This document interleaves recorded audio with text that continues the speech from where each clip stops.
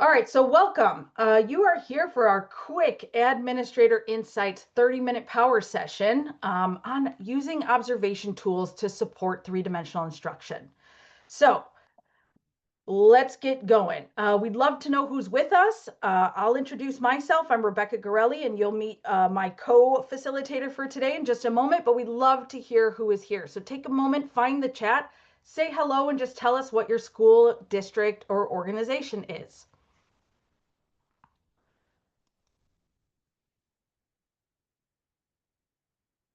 So find the chat. Welcome. All right. Thanks, Sheila, for kicking it off.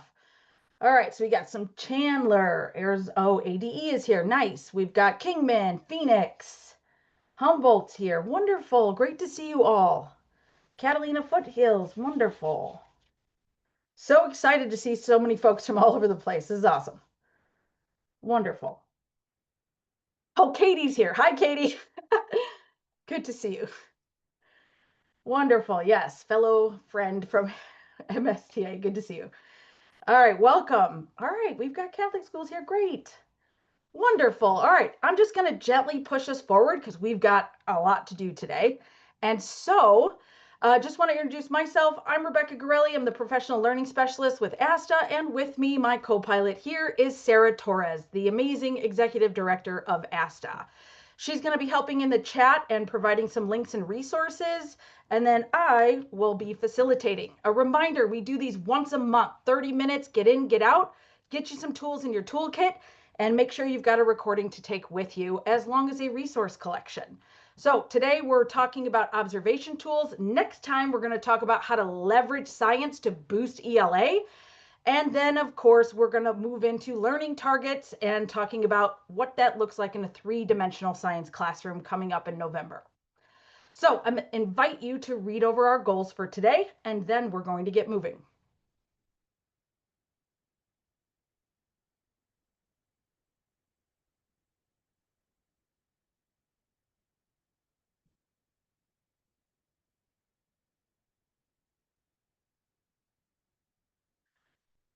And so these goals should match the description of what you signed up for. So we're really going to look at practical observation tools. So when we walk into a science classroom, what is the observable thing that we can really see happening?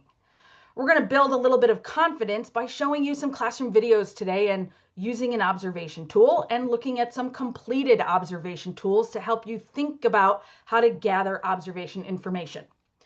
And so to start, we're going to give you the resource collection. So let's make sure everybody's got that open. If you've been here before, you know how this works. If not, that's okay. I'm going to walk you through it right now. So once I see folks coming into the resource collection, there we go. Just wait for everyone to get in there. Here come some folks. Great. Perfect. Okay.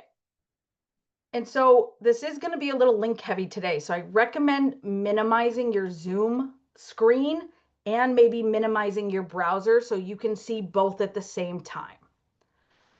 So what we're going to do is as I move through this presentation, I'll be calling out these numbers and indicating which resource we're going to open, we're going to use, etc.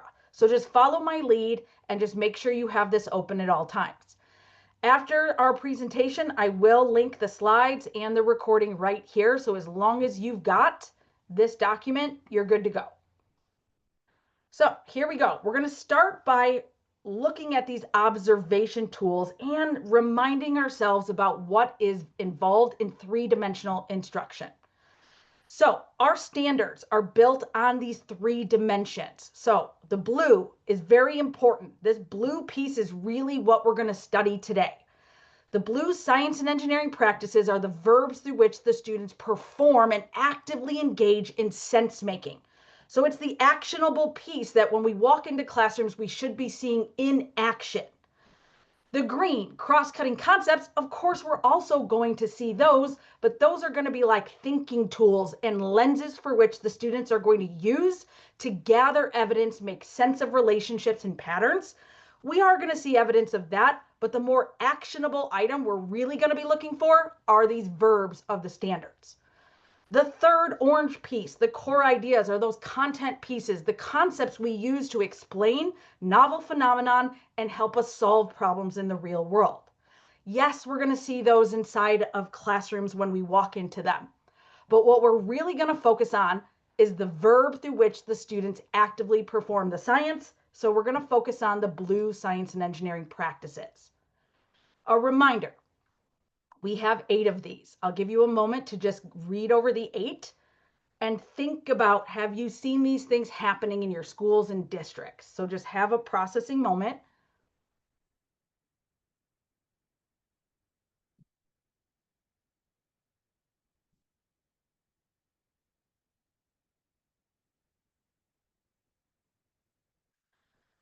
And so when we walk into classrooms, are we seeing students ask questions? Are we seeing students making diagrams, developing and using those models? Are they planning the investigations, or are they being given cookie cutter, pre-planned investigations that they just follow? Right? So these are the verbs through which we should see the students actively performing and using for sense making. So let's just take a look at an Arizona Science Standard. Here's one from 4th grade that I just grabbed. What you'll notice is every single one of the standards starts with the blue verb through which the students are going to perform and be assessed on in the final summative assessment. So I color coded the entire standard just so you can see the 3 dimensions come alive. So again, the blue is the practice, the verb. So if I walk into a classroom and I see the teacher working on this practice, I should see the kids doing things about analyzing, interpreting data. Then we have the core idea having to do with earth science, and then patterns, which is the cross-cutting concept. And so the verb is the thing we're really looking for. Not that this is the only verb that goes with this standard, because in order to get data, you probably had to carry out an investigation. So a reminder that within a lesson, you may see a lot of science and engineering practices, not just the one called out in the standard. And so to help us observe those verbs of our standards, what are the students doing? We're going to draw upon the brilliance of Kate McNeil and everybody at Boston College who created these tools for supervision from, this is a website called the Instructional Leadership for Science Practices. So let's go take a look at our first resource. This is called the Science Instruction Observation Form. Let's go to the resource collection and open number 3.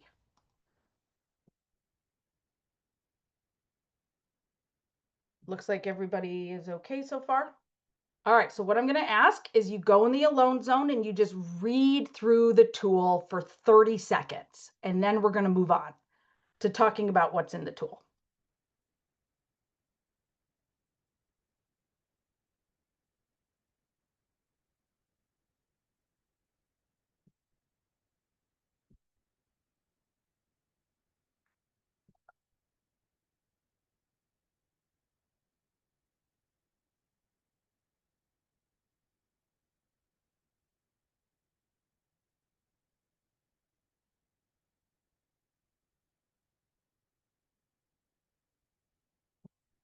Okay, hopefully that just gave you a quick glimpse at the tool. We are going to get into it a little deeper now.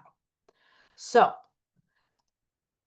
hopefully you noticed when you first looked at this, you see only the science and engineering practices, because that's what we're really going to focus on just for this first round of observation. And so what you see here are 3 categories of the science and engineering practices: investigating, sense making, and critiquing. So our first piece of deepening your understanding about this is, let's go figure out what's the difference between these 3 categories. So here we go. The first category are the investigating practices. There are 3 of them. Asking questions, planning and carrying out investigations, using mathematical and computational thinking. The goal of these practices, and I like to use this phrase, they're ways of gathering. They're like the first things we start looking at phenomena and really start thinking about, what are we wondering? How are we going to investigate this? So this is about asking questions, investigating the natural world, and then the product of doing these investigations, we're going to end up with a whole bunch of data. that we're going to have to make sense of. So once we have this data, we naturally have to move into sense-making practices, which have a different purpose: developing using models, analyzing interpret data, constructing explanations. The goal of these is, now that you've got all this data, how are you going to make sense of that and look at patterns and relationships? And finally, when we're ready to kind of take our thinking public and ready to share what we think is going on or what is happening in the system, we're now ready to move into critiquing practices, where we compare, contrast, and evaluate competing explanations and models. Like, which of these do we think is the best explanation and why? So that's when we do arguing from evidence and a lot of communicating through obtaining, evaluating, and communicating information. So these buckets all have different purposes. So at different parts in the lesson, you will see them for specific reasons. And then on the bottom of this tool, I hope you notice that there is this leveled kind of progression. And I bet you were wondering, well, how do I know what's a 1, a 2, a 3, or a 4? What do these levels actually mean? So we're going to take a look at how you determine, if you walk in a classroom and you see some of these practices, how will you know where a teacher is actually at? So let's open our next resource, the companion document to that observation tool, number 4 in your resource collection. So let's come on down and open that up. Is everybody all right? Following with me? Everybody good? Thanks for the feedback, Shannon. So here we go. Thanks, Sheila. Each of these buckets of these practices, just keep an eye. It's also labeled here. I'm going to give you some time to immerse yourself, 2 full minutes in the alone zone, to really process what these levels are and really what's going on with these verbs of our standards. So I'll be quiet for 2 minutes while you process, and I'm hoping when the timer comes off, you can share something you noticed in the chat or a question that you might have. So I'll start the timer for alone zone time.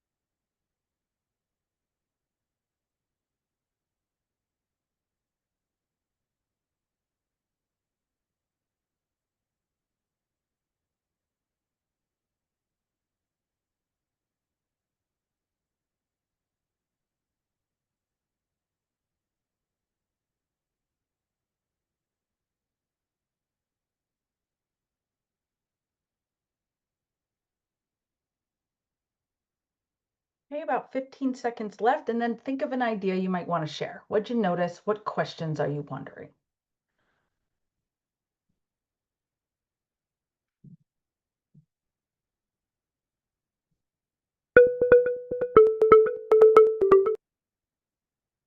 All right, so I invite you to share anything you noticed or wondered in the chat. What are you thinking about this progression or continuum?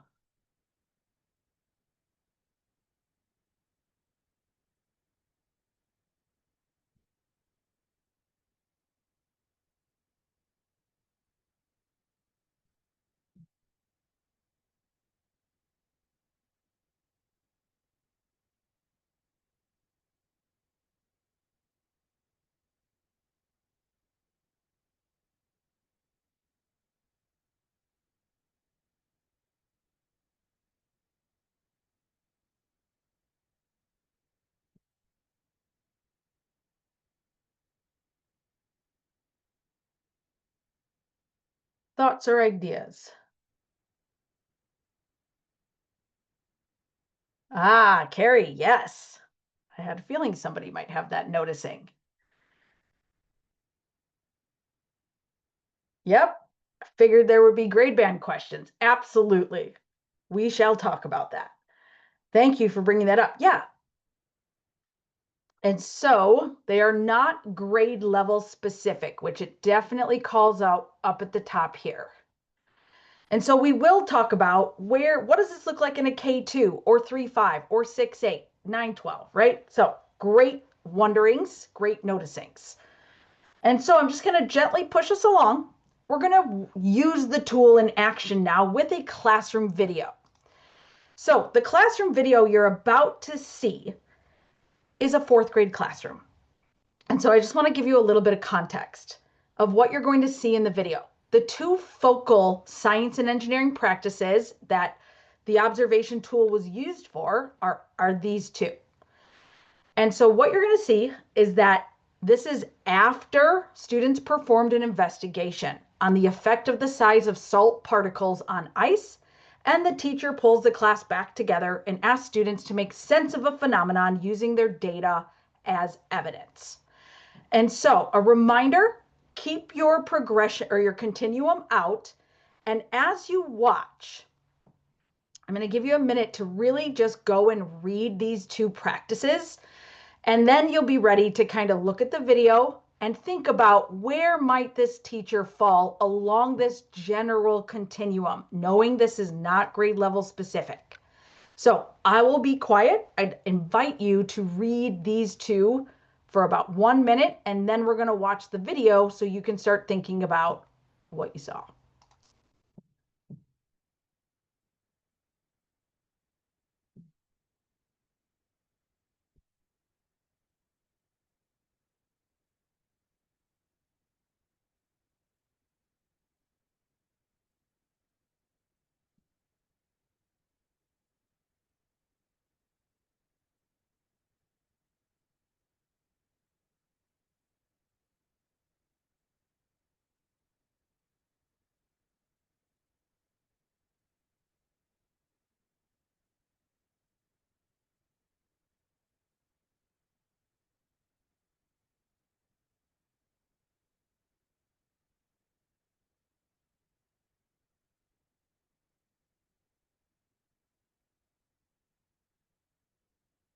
All right, about 8 seconds left.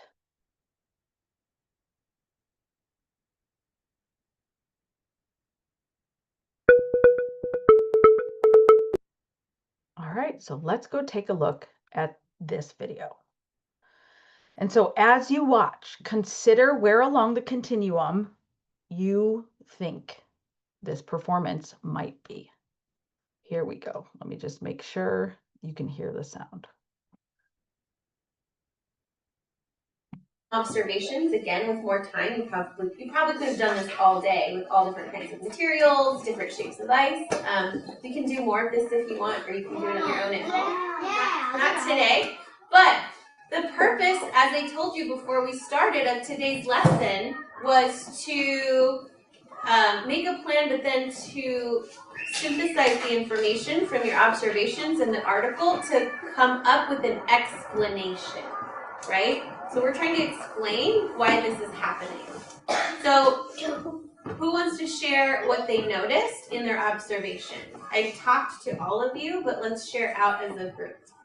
Tisa, what did you notice? Ice and water.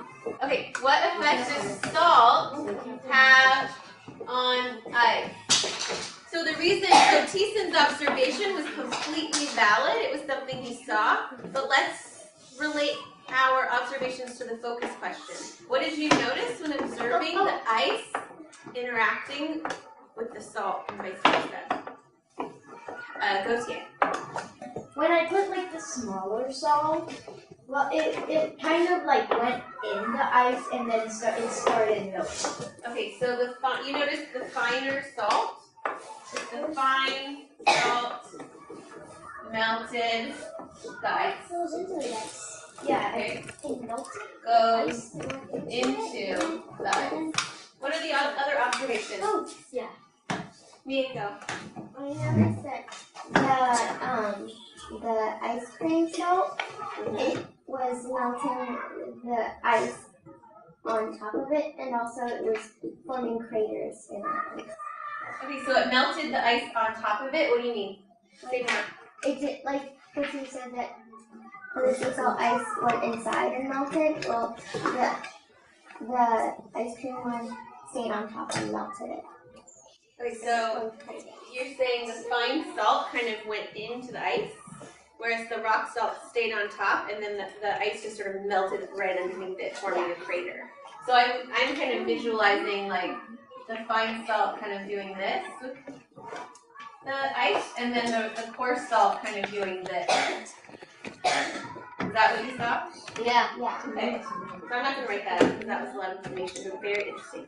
How did that change or add to your thinking about why salt melts ice? What did you read about, Kiana?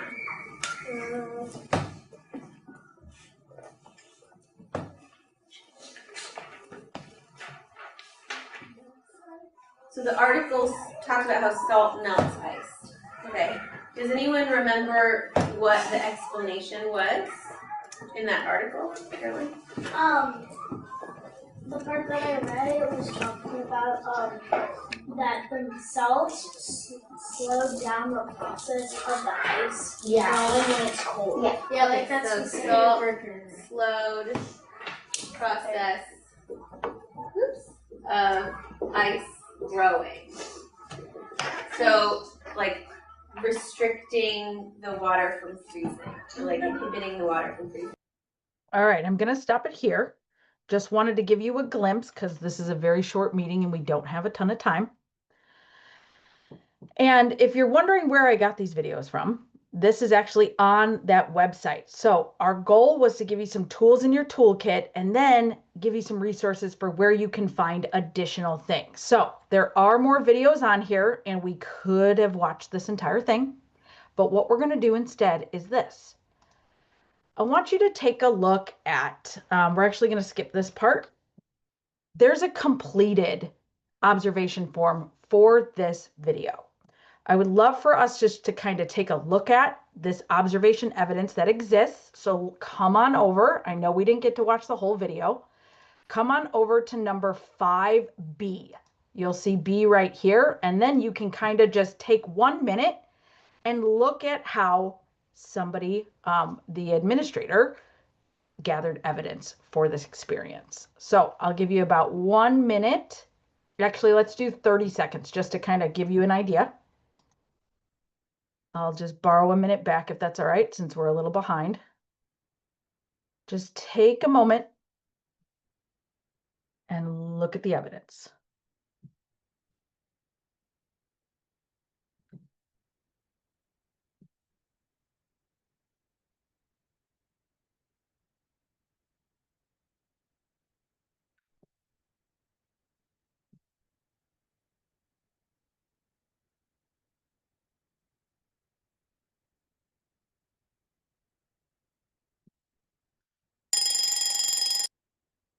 And so these completed forms are also on this website.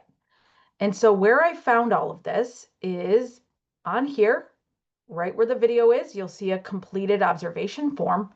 And then the next resource I want to show you in case you do a little more digging is there is a post-conference, post-observation conference form. So if you'd like to see that, because it really goes through like, okay, what about those focal science practices? Did you see? It's right here in 5C. So take a minute and just kind of review 5C in the resource collection next so you can see the kind of tools that are available out there. And I'll give you another, maybe 30 seconds on this one to just kind of see over it.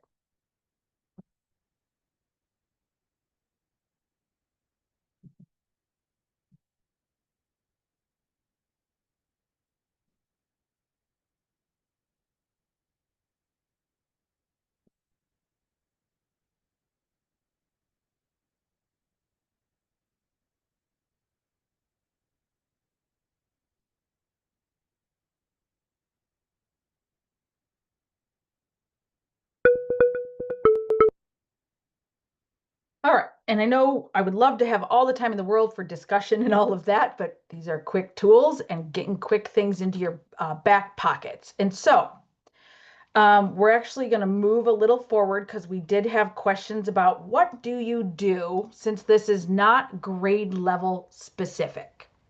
So because that came up, I want to address that before we leave and to remind you that every single one of the science and engineering practices that you will see being performed by students in the classroom has what we call the elements. So let's go to number 8 and remind you that that document was kind of not grade level specific. However, to help you really think of grade level specific performances for these practices, number 8 will help you think through that. So here are those what we call elements. Those are the specific knowledge and skills that make up that grade band for each of the 8 science and engineering practices. We also have them for the cross-cutting concepts and the core ideas, but really when you're looking in a classroom for students performing through these practices, these are going to be kind of the things you're looking for. And as you scroll, you'll see each of the 8 science and engineering practices here. And so I know these are super quick, fast, in and out sort of meetings we've designed. And really, after thinking about all these things, what is your one takeaway in this super fast, high level overview of observation tools? I'd love to get some ideas in the chat and then tell you about what we're going to do next in our next session. So what are you thinking? What are your thoughts? Tools helpful? Gain any insight? Things to think about.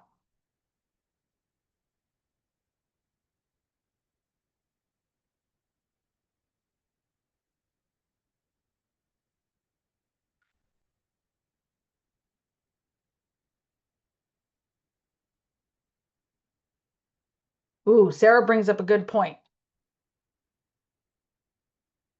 These elements are for the student performance. Yes. The one we did provide is what the teacher did. Yes. Good point, Sarah. The continuum is for the teacher. And so it's really, is the teacher providing opportunities for the students to ask these questions, to find these problems? Great point, Sarah. Yep, and Sarah Sleesman came in. I like the observation along with the elements. Yep.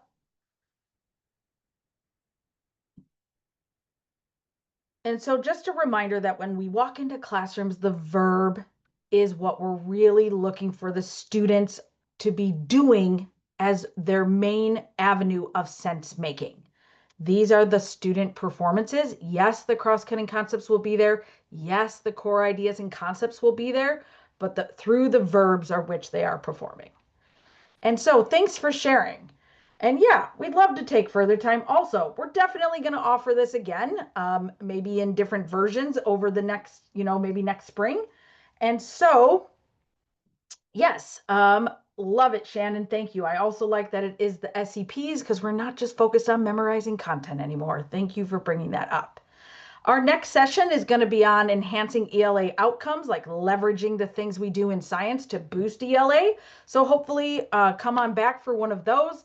And we do have a survey. So if there are things you would like us to develop for future sessions, we do read the feedback. If you have questions about things or ideas for new sessions that we could provide support on, we are all ears and we are greatly appreciative of any feedback you provide us. So thanks for being here. I know it's a quick in and out.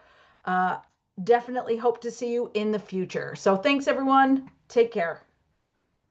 We can stay on for questions as well.